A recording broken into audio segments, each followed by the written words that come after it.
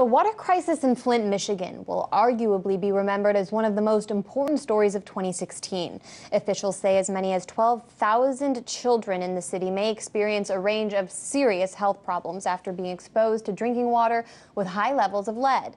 The far bigger problem is that thousands of U.S. neighborhoods reportedly have higher lead poisoning levels than Flint. For more details, we cross live to RT's Marina Portnaya. Marina, this is all coming from a Reuters report. They examined lead results testing results across the United States and basically found that Flint, Michigan isn't even the worst of it. What kind of chronic problem are we talking about here? Well, Anya, we're talking about a significant problem that demands much more attention than it's getting. A Reuters investigation found nearly 3,000 U.S. areas with lead poisoning rates at least 2 times higher than the levels found in Flint, Michigan. According to Reuters, more than 1,100 U.S. communities examined had a rate of elevated blood tests at least 4 times higher than Flint. The U.S. neighborhoods with poisonous lead levels stretch from coast to coast. Neighborhoods in Pennsylvania, Texas, Ohio, and Maryland are burdened by some of the highest test levels of lead poisonings. Like Flint, Michigan, the most toxic areas are plagued by what's called legacy lead, crumbling paint, plumbing, or industrial waste that's been left behind from decades ago. And how exactly did Reuters discover this toxic truth about lead poisoning in America?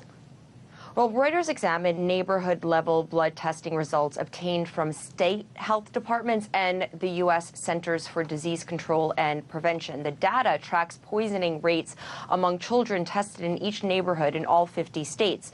So the local analysis allows for pinpointing neighborhoods whose lead poisoning problems may be obscured in broader surveys. So, for example, across Maryland, 2% of childhood lead tests were high in recent years. But in some areas of Baltimore, the rates of lead poisoning reach an astounding 40%, according to Reuters. Wow. And since the 1970s, though, the U.S. has at least been making efforts to eradicate child lead poisoning. Have any advances been made?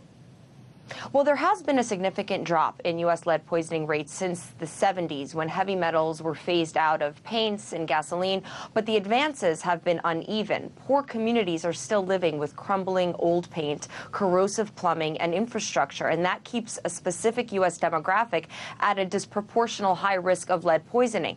It would reportedly cost tens of billions of dollars to clean up all of the lead in America. Right now, there's barely enough money in the federal budget for lead testing.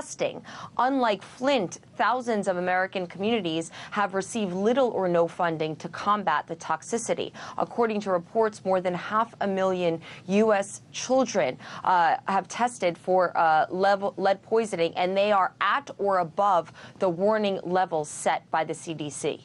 And remind our viewers what kind of effect lead has on human health, particularly, we know, on young children whose brains are still developing. That's right. Well, lead is toxic. While some metals can be beneficial in small amounts, the only thing lead does to human health is harm it. Experts say lead is particularly dangerous to young children because it can permanently damage developing brains. Lead poisoning in children has been linked to lower IQs, inability to pay attention, problems with impulse control, among many other things.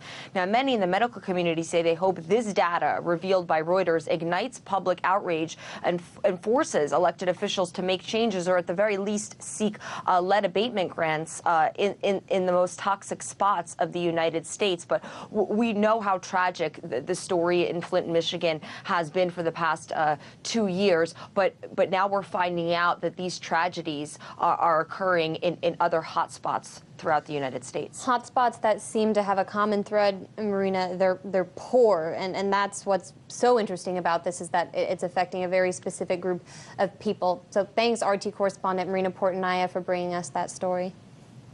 Thanks, Anya.